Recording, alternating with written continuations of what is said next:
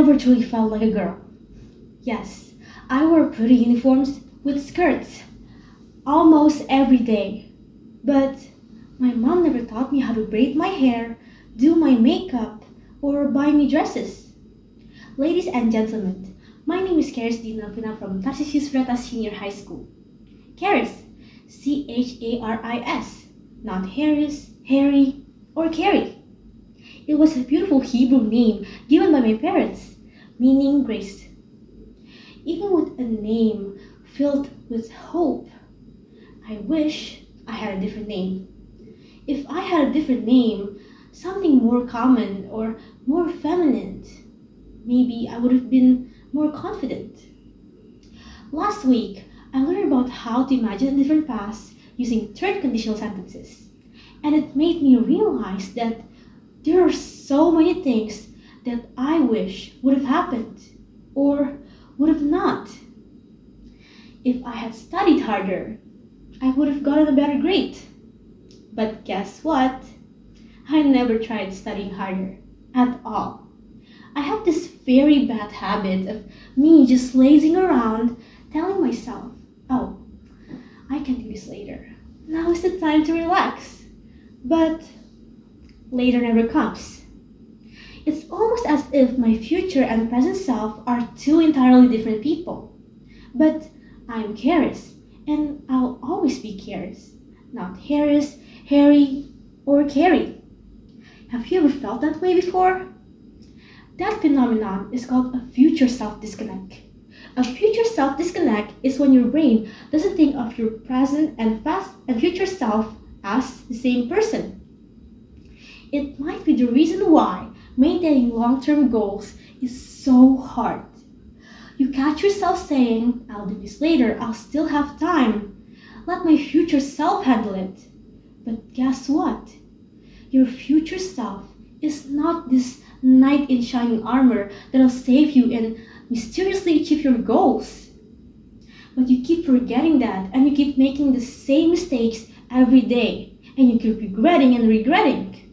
But what if I tell you that your past mistakes aren't there to hold you down and close your path? Instead, they are there as your stepping stones. Muhammad Ali, a famous and legendary boxer, lost 5 out of 61 matches.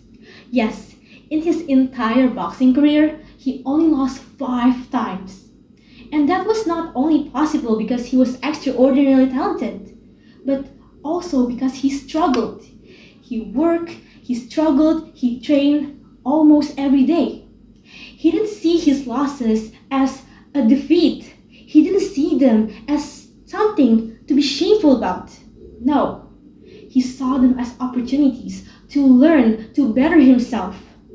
He worked until he paved the way and became the greatest. We cannot control of what happened in the past, but we can work for what will. When you trip and fall, of course, it hurts. But that doesn't mean that you stop walking entirely. But you learn to be more and more careful when you walk. Your bruises aren't signs of how weak you are. Instead, they are reminders that you still have so much to learn. And that learning journey starts now. Don't let your past self, your childhood traumas, knock you down. Instead, use them to better yourself, to learn. Build a better future that your inner child would be proud of. You will always be yourself, not anyone else.